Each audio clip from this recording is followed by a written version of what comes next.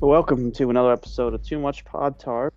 It is August 24th. We're almost to the end of the month, so we hit another week here, another Monday.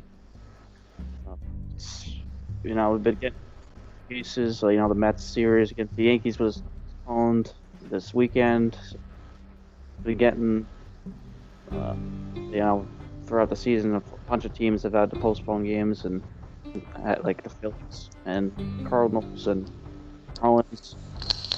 But we're still treading along here with the season without not without bumps in the road. But hopefully we can finish the season, get to the end. But in the meantime, we're gonna be doing another DFS pod today, make some more money. Joey Ricotta is back with me to run through some of our picks. I have the article, so I have a lot of it done already, so I can have that to look at. And yeah, let's roll with some pitchers. It's the 7-game slate for the main slate. Starts at 7:10 Eastern time. Some of the pitchers, Trevor Bauer's at the top, 10,200. He's been crazy dominant so far through 4 starts. He hasn't surrendered more than 1 run or 3 hits in any of those starts, and gone at least 6 innings, and struck out at least 7 batters. Strikeout total was 41, and that's for 43.6% K rate.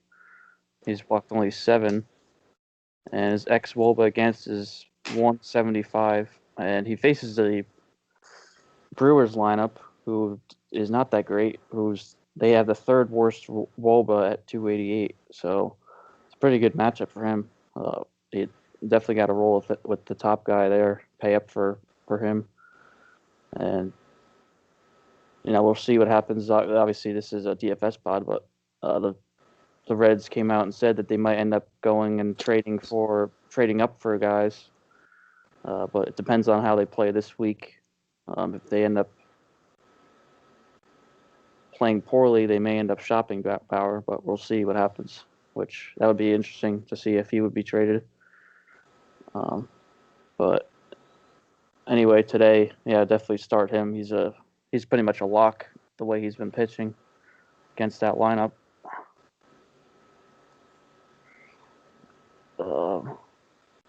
And then Kenta Maeda is another one. He's been very good as well. Carried a no-hitter into the 9th inning his last start against those Brewers. He struck out 12, walked only 2.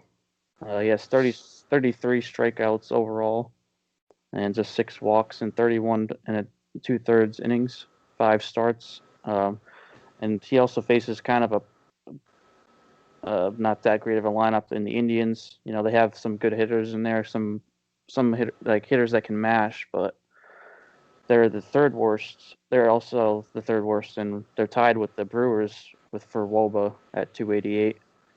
The third worst in hard hit rate, 32.7%, and worst in expected batting average at 233.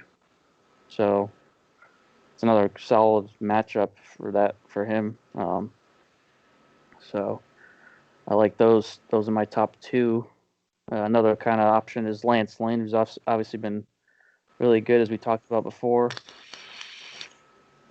Let's see here. Yeah, 6 starts. He hasn't given up more than 2 runs, and 42 strikeouts in 39 and a third. He's averaging 26 points on DraftKings. And against the Padres lineup, he, slammed Diego Padres. He only gave up 2 runs, with both of them came off of home runs, and no walks, 6 strikeouts over 7. And faces the A's, who is always a dangerous lineup, but he proved he can pitch well against a good lineup, obviously with the Padres. So I like that as a good option in the kind of the mid range. So those are my top 3 guys that I like. and it's kind of like pick and choose some other guys with some other lineups depending on what you do. But let me see. I don't know if you have what your thoughts are on the pitchers. Yeah, no, I like those calls a lot. Those are pretty much the main three that I'll have exposure to, at least on the top end slash just under the top tier pricing. With Lance Lynn, um, it actually wouldn't surprise me, and I mean, hear me out here, because I know we're not talking about, like, this isn't the pod for that, but I kind of feel like Lance Lynn could be getting shopped around here pretty soon. Yeah, I agree. He's under contract for next year too, I believe. Yeah, I think so. But just given the way that they've used him to this point in the season, I mean, he's thrown over 100 pitches. He's got at least 102 pitches in every game so far this season. And he's started 6 games to this point. I mean, he's been nothing short of terrific. But, I mean, you got to start wondering at some point, like, what's Texas even playing for this season? I definitely agree with that.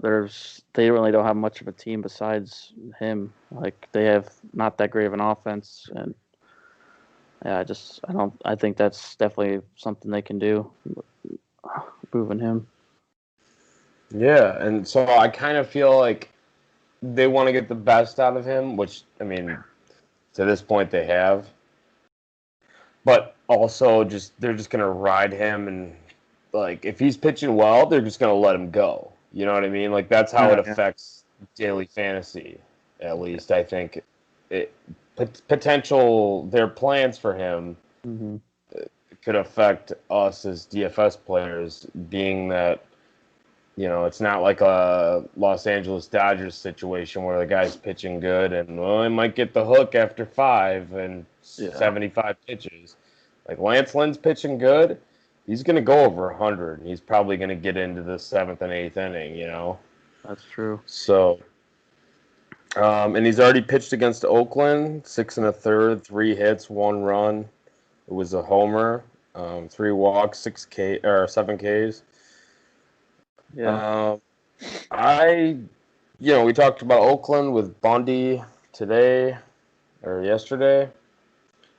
They're not exactly an offense I love to pick on, but I do really like Lance Lynn. I think he's pitching so great that good, so very good enough that he can shut them down. Yeah. And Trevor Bauer's nothing short of spectacular this season as well. For the National League, he might be the Cy Young winner right now. Yeah. Might be between him and who, Darvish? Yeah, I think it's between him and Darvish. Because Darvish just picked up win number 5, I believe. Yeah. And he's got, I think it's a 1.7 ERA. But, I mean, Bauer has been fantastic. Just striking everybody out. No fewer than 7 Ks in any of starts, and he's got double-digit strikeouts in 2 of those 4. And at least 36 fantasy points for DraftKings in every start. So, no more than 1 run. Yeah. He's given up two earned runs in 4 starts. I mean, he's been outstanding. And Milwaukee they're just not that good. People thought they would be good coming into the season, and I was somebody who said they'd regress, like you were also one of those people. Yeah. Just based on, losing Moustakas, losing Rondal. And so far we've been proven right. They've taken a step back. So I love Bauer. I love Lynn. Maeda, obviously, like you said, taking a no-hitter into the ninth against Milwaukee. Um, so another obviously great team to pick on, but Maeda could probably get it done against Cleveland as well, as he already has this Yeah. season. Mm-hmm. So I like that. Maybe a bounce back candidate. They didn't let him get too many pitches in last time, but after that long layoff due to the COVID, basically shutdown of the St. Louis Cardinals, I like Flaherty. I think he's a very talented pitcher. We saw it for a whole second half of last season, more than that actually. He was just terrific for a long stretch of time last season and going into the playoffs. I think against Kansas City, facing like the right-handed bats that they have, like Soler, even Whit Merrifield, a lot of those guys that are really good on that team hit from the right side of the plate. So I like that matchup for him. I think it sets him up. It bodes well for him, even at his price tag, which is a little expensive for, considering he only pitched an inning and 2/3 his last time out. Yeah. I still think that could be a good spot for him. Mm-hmm. Framber Valdez has pitched very well, and he actually had a very good outing against the Angels, which he's going to face today. 26.7 DraftKings points, 6 1/3 innings, no earned runs, and 8 strikeouts. I've been saying for a while I don't think that he's the strikeout pitcher that once in a while he flashes. I don't think he's really going to be that guy moving forward, but it's all about neutralizing offenses. So if he can, not give up much and then still come away with some strikeouts, maybe a K per inning, maybe a little bit less, and get the win, that's all fine and gravy. So we'll take that at that cheap price tag. Alec Mills, he was somebody I was very high on. Not very high on, I shouldn't say that, but one of the guys I thought was an underrated sleeper type of pitcher coming into the season if he were to make the rotation, which I didn't expect him to over Chatwood, and he didn't, but he was forced into that role once Quintana went down. And he's actually pitched pretty damn well this season. He's had a couple of, really just one kind of outing that he got roughed up, which is the last one against St. Louis. But other than that, he's been pretty damn good. He's not a huge strikeout guy, but he's facing a team that strikes out a bunch in the Detroit Tigers. So that's not a terrible spot. His price is maybe a little bit high for what he is, but I could see him playing up in that type of situation, going up against a team that strikes out a lot. Obviously, I love the prospects of Luzardo, but I'm probably not going there today. Casey Mize against the Cubs. I hate that I got to say this, but the Cubs strike out a ton. Especially after their extremely hot start, they've started striking out a lot. At least this last week or two, they have really started striking out a lot. And Mize looked pretty damn good his last time against the White Sox, his first outing. 7 strikeouts and 4 1/3. And really, it wasn't like he got like those runs that they got.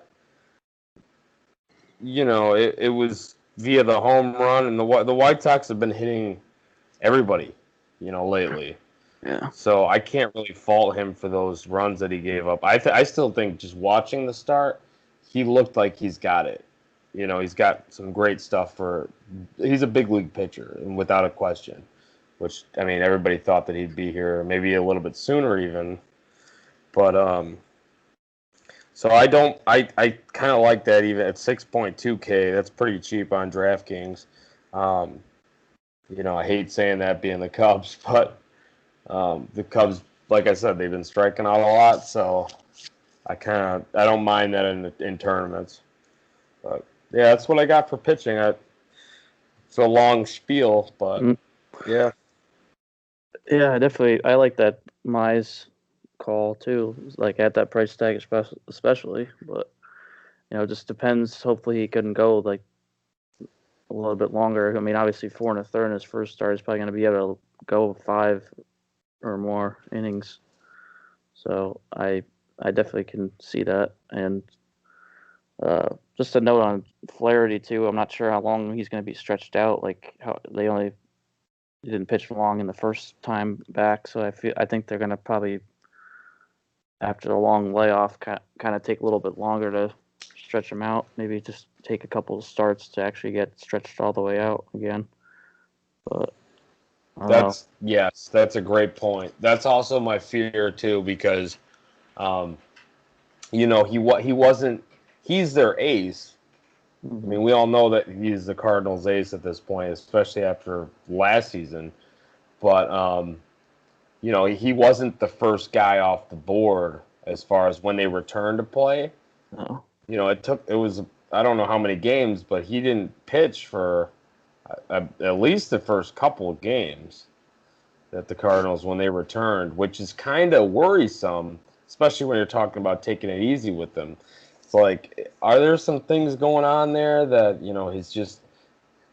his arm's just not quite up to speed with all this time off, and why is it not quite up to speed compared to maybe some other guys that they've been going through the same thing that he has as far as the layoff and stuff, and they've been a little bit more cautious with him than they are other pitchers. So that's a little bit like to your point. I think that is a great reason to be kind of weary, especially given how expensive he is.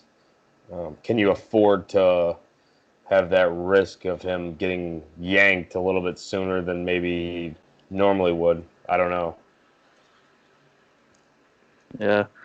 We'll see. But I mean, could be something that you just take the risk and like whatever, and maybe it's just a cash games. Maybe probably not tournaments, but probably just like a cheap entry or something. No, I think it's the opposite, actually. I think I would do it in tournaments, but not in cash games. Wow. Because I don't think he's a safe play. Because I don't think I can, like, I can't guarantee that he'll pitch. If I can't guarantee that he'll pitch so many innings, I don't want to touch him in cash games. But maybe a cheap entry tournament, maybe, yeah. But, like, I wouldn't touch him in cash games probably tomorrow. Because I want guys that are like guaranteed, like even Lynn. He's got not Mm. really a great matchup, but for him it might be a decent matchup. Yeah. But he's going to throw the pitches. So I would rather go that route, or like Bauer. Like those two guys have been so dominant, and Bauer's got a great matchup. I would rather go that route than like a Flaherty in cash games, because you just don't know. I have no idea but a tournament upside play, I'd be okay with that. Mm.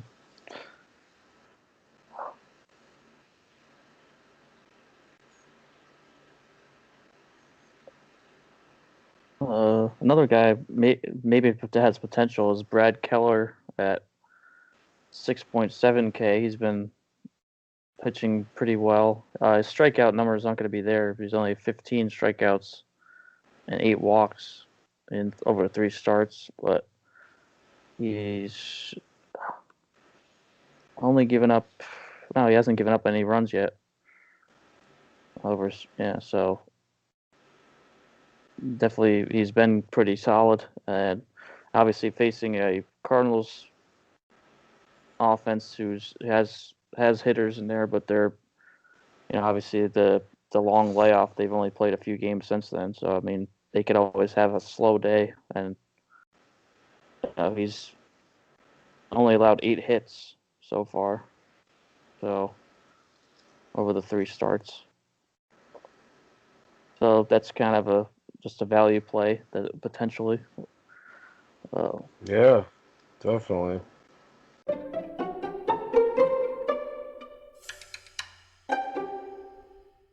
One of the guys I liked is Anthony Rendon. That game against Framber Valdez, who you mentioned as a pitcher, but Rendon he actually has a 13-game hitting streak after 2 for 5 yesterday, and over that stretch, he was off to the kind of a slow start, and then for the Angels, and this stretch of games, the hitting streak, he raised his average from 103 to 319. So, yeah, over those 13 games, he's gone 25 for 52, which is 41 batting average. So he's been on fire, and I think he's going to keep it up. He hits the ball hard, 56.7% hard hit rate. He's the top 10% of the league in expected WOBA, 409. Top 1% in walk rate, 18.5%. So that's one of the guys, along with Trout, of course, which is always a pretty good pick. Those are the 2 guys that can mash Valdez today. Well, we said Trout yesterday, but he didn't do much. But I mean, it's the day after now, so he's gonna do something today. It's like he has kind of an off day, and then the next day he'll probably do something. This is usually the case because he's Mike Trout. Yeah, definitely. You can pretty much bank on. If it ain't today, it's tomorrow. Yeah. But Rendon, I think he'll extend his hitting streak to 14 and just keep up what he's been doing. It's been awesome for him to be able to finally get on that. When he first started out, it was kind of like, oh, is this guy ever gonna get going here? But obviously he was just kind of getting adjusted to his new threads. And now he's on a roll. It doesn't seem like anybody can stop him. Mm-hmm. Also, kind of Hunter Dozier. That was also a pitcher, obviously with Flaherty that you mentioned, or we mentioned. So I like him against him, and then whenever obviously get the other pitchers once they get to the bullpen, which might be pretty quickly to play, because I don't think Flaherty's going to go that too long. But those are 4 for 4 yesterday with 2 doubles, a walk, 3 runs scored. That was 24 points on DraftKings. He's averaging 9.3 points per game. He's hitting 281 over his last 10 games, 9 for 32, 3 home runs. So he's a value option too. So at 3.8K. So I could definitely see him putting up some good stats today. And Nelson Cruz hit a home run yesterday. I like him as one of the studs, one of the top tier guys. Against what's his name? Oh, Aaron Savali, he's been really, really solid this year. But Cruz is on a pretty good roll of late. He's that home run yesterday, and he's 12 for his last 32 with 6 home runs. 6 home runs in his last 10 games. And 13.6 points per game over those last 10 games. 11 averaging 11 for the season. So he's been catching up fire here. 23 points yesterday, 18 2 days before that. So I like that as a potential option to go with, like, paying up for. The Twins lineup is somebody that is obviously always a pretty good stack option as well. So I think, as I said with Savali, he's been really good this year, but it's a tough lineup. And it's within the division. He did face him on August 2nd, which was my birthday. Gave up three runs over 6 innings. It was a home run. I don't remember who the home run was, but so they got to him a little bit to that last start. He faced them, and the last 2 starts were only against Pittsburgh and Detroit, which don't have the best offenses. And he gave up 4 runs against Detroit. So, I mean, I think he might be bound for kind of a rough go around today against the Twins. So I like Cruz. I like some of the other hitters in there. Sano, who's been getting there a little bit. He's been hitting well of late. 3 for 4 yesterday. And then 2 for 5 on Sunday or Saturday. Or wait, is today? Yeah. I wasn't sure what day it was for a second, but yeah. But yeah, there's let's see. Oh yeah, Jorge Polanco is another guy that you can maybe go with for that stack. But I didn't look into many hitters yet, but those are some of the guys I do like as far as that goes.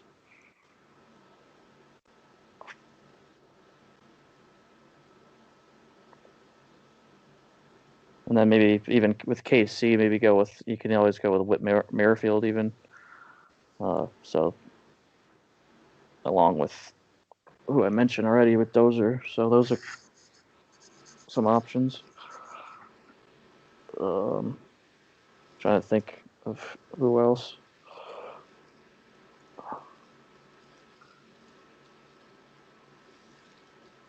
Well, I guess your boy Ian Happ too. That's another guy. The value. There you go. Yeah, he's still cheap too. Like what, 39,000? I mean 3,900. Yeah, 39,000. Yeah. Still too cheap. Yeah. I mean, I don't that's know. better. That's getting closer to his range, but man. True. Jeez. But yeah, he's been pretty good. I actually just picked. I'm surprised he was still in our league. Like, he was still available in the league, in our fantasy league. I picked him up.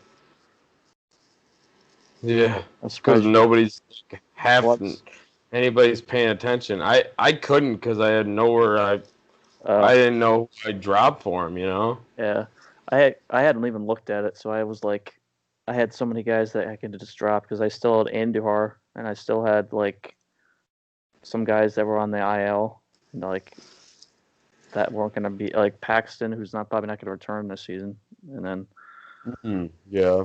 and then somebody else. I think I forget who it was, but there's somebody that was like out for a while.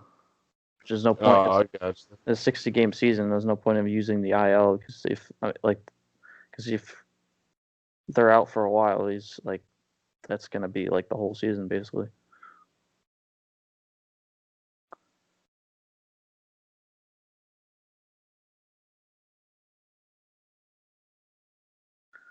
But anyway, this isn't the full season fantasy pod. I mean, not that it can't be. I mean, we could always give some advice for that too, right? Because we had yesterday with Sam's waiver ads. So we could always go transition to that sometimes too, if we want to.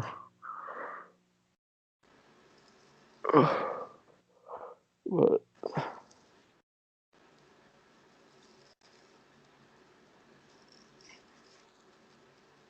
I don't know. What are some other hitters that we should go with? I don't know.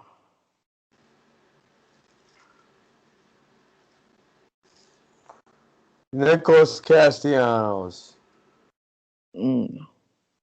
Yeah, he's always a good option. Facing a lefty.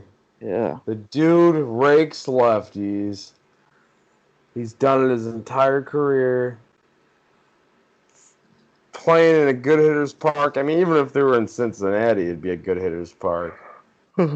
Castellanos, 5,200. Isn't on quite the tear that he started the season on. Obviously, cooled down quite a bit. This is when you strike. Let's heat the iron back up.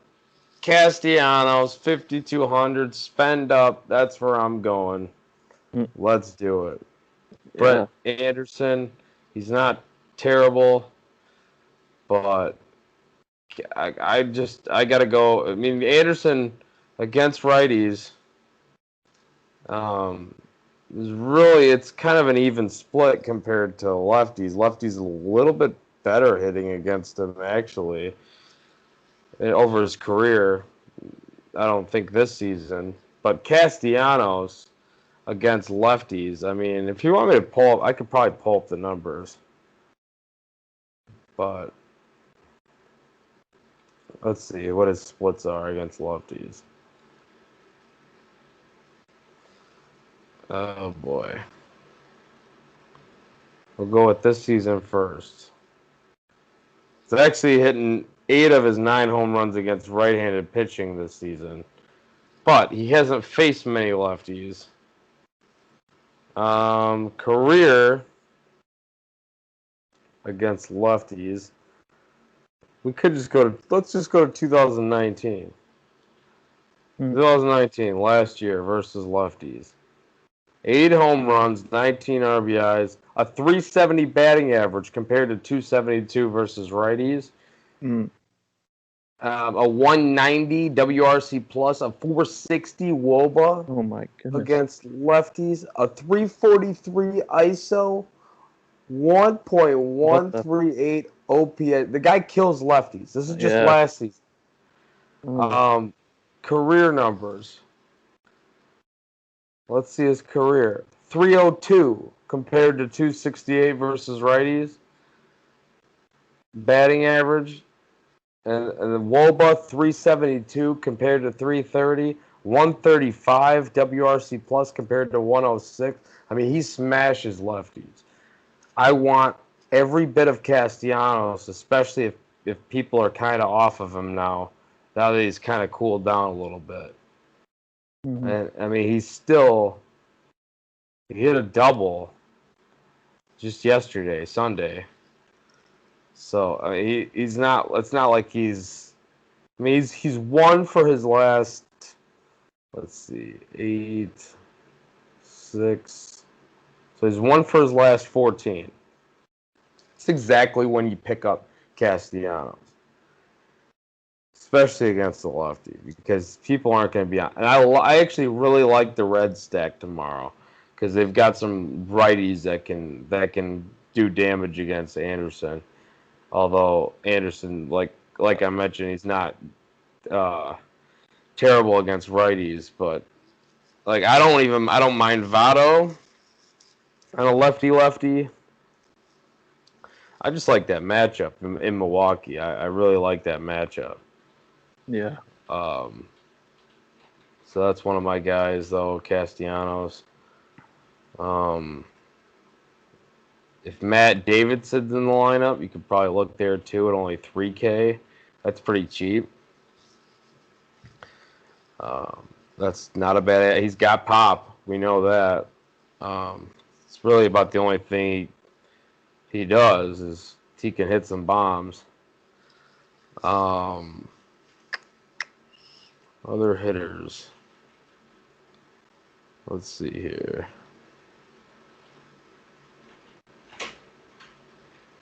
Um,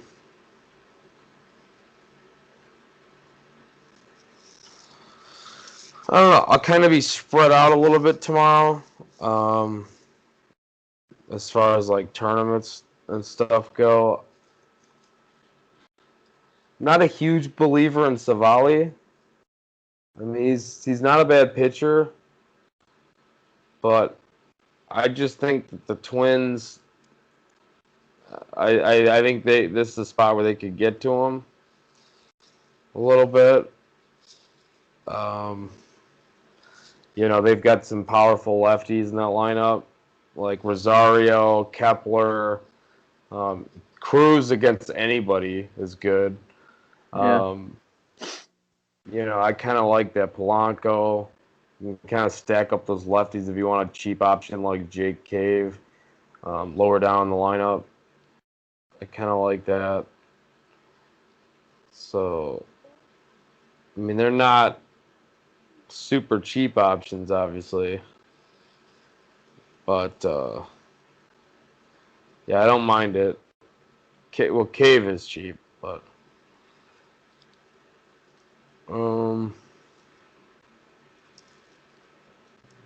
let's see. Definitely okay with your Mike Trout call and Rendon calls against really anybody, but facing a lefty, even though I like Valdez, but yeah, can play them against anybody, and they've been hitting the shit out of the ball, so they're solid plays.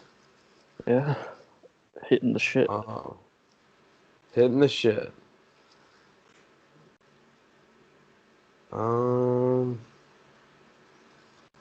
Let's see.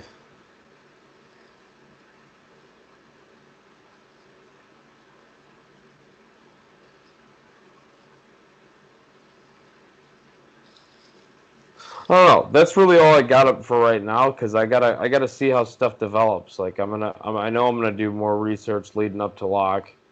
So, I kind of like Houston against Sandoval. I kind of like that. Sandoval's given up at least one home run in each of his 4 outings this season. Damn. So, facing a lot of right-handed batters in Houston. You got the short porch, like the Crawford boxes out there in left field. It's a spot where you can get got. Maybe Sandoval winds up in a sand trap. I don't know. Ooh. Just, probably shouldn't use that ever again. But I'll use a stack against them. Yeah. And we'll see if it pays off. Sandoval actually has some good stuff. I've actually read some articles where people are talking him up, like SB Streamer, formerly with the Scorecrow. Yeah. He had him like written up in the off season of somebody potentially buy into, as like he had like a deep dive article on him. I don't disagree with what he was saying, but at some point the underlying numbers need to become real life stats. Yeah. And to this point in the season it hasn't, and I like, I don't know what the cheap options would be for the Astros right now, though. That's the only problem. I think they're starting to get priced back up. Geez, Altuve's 5,100. Yeah, I don't know how he's that expensive still. Yeah, I mean, it's kind of started hitting again. Other than yesterday, he had multi-hits in 4 straight games before that. Yeah. But, the problem is I don't know, is that out of the range? I mean, you go with somebody cheap at 3K like Abraham Toro. You could do that. Correa's not terrible as far as price. Looking at some of the other guys. George Springer's, he's up there, but we know how good he can be. Yeah. Michael Brantley, lefty's pretty interesting. I actually kind of like that. He's only 3,500. If he's in the lineup, he was just activated Saturday. So I kind of like Brantley as a way to get different. And then Kyle Tucker's been swinging the bat well too, so don't mind that. But yeah, with the home run yesterday. But yeah, that's what I got. I'm not really going super contrarian today, but You're not going with. I guess the most contrarian that I'm going is the Twins against Savali, which Right. it might not even end up being that contrarian, but right now I don't think too many people want to attack Savali, so No. I don't know. So you're not going with Contreras? Not going with the Wilson Contreras? You're not going Contreras?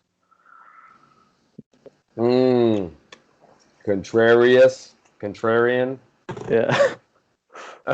I'll never say that one again. Yeah, I don't. Yeah, probably not though. I don't know. Mize could always have one of his. They could have like these rookie outings, like second time major league team faces him. Maybe he gets blown up. I don't know. Yeah. Then we'll take the contrarian route. Whoa. Yeah, I got home run calls, so I don't know. I guess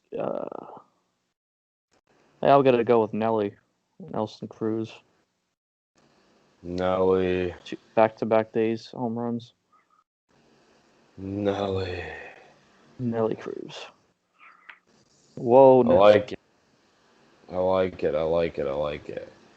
Home run call for me. I'll go.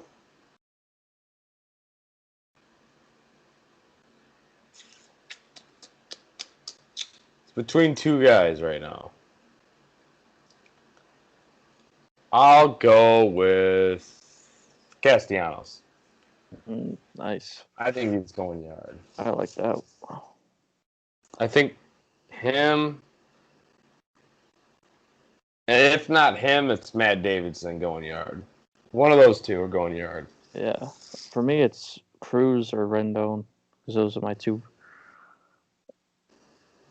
top guys for hitters. There you have it. There it is. Win some cash.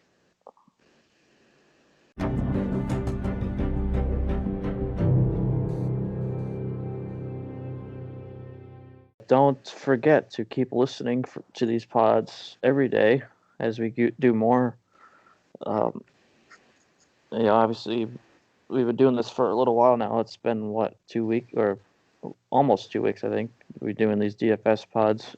So we're going to keep at it and put some more stuff into here. Like yesterday with Sam's waiver wire. That'll be every week. He'll be doing that every Monday. So see if we can get Sunday, I think, right? Or yeah, every Sunday. I mean, yeah, because that's I don't know why I said Monday. But. Well, they go through. I think on. Yeah, they go through. I'm like, I think it's like midnight on Sunday or something, or whatever. So. Yeah. But I think next or this week we'll probably do a regular show for the trade deadline. Try to talk about some stuff that's gonna go down. Maybe do that Sunday if people can come on. I'm not. Yeah, because the trade deadline is Monday at 4:00. So try to talk through some of the stuff that's been some of the trades already what happened. Like what was that trade that happened yesterday? Workman? Oh yeah, Brandon Workman to the Phillies. And that other pitcher. Yeah, that's a good move for the Phillies. I like it. Yeah, I like that move. Well, I like the move for both. I think both teams had a pretty good trade. Yeah, possibly. Yeah. But we'll see. I knew Workman was going to be traded because like he was like the Red Sox only good pitcher basically, and they're obviously not going anywhere this year, so they might as well trade him. Right. Yeah. Get something for him now. Yeah, we'll talk more about those trades or that trade and some other ones that go down before that. Like, let's see what teams actually end up selling because I don't know how many teams are actually going to be selling in a year like this. But I mean, I think it'll be like probably like Mariners and I mean, I don't know how much the Mariners have to trade anyway, but they actually did trade Daniel Vogel back to the Blue Jays for cash. I think it was yesterday, but Vogelbach hasn't done anything, so it wasn't really much of note. It wasn't a big trade at all. So, but yeah, there'll be some teams that'll be like that know they know they're rebuilding and don't really have much of a shot. That'll be end up selling. But we'll see over the next few days, this next week. What happens. So it'll be exciting. I think maybe not as exciting as other years, but there'll still be trades that go down, and I probably gonna end up being like a lot of them last minute, like last year, because of the whole situation. They're trying to figure it out. Just make sure they wait till the last minute, I guess, just to see.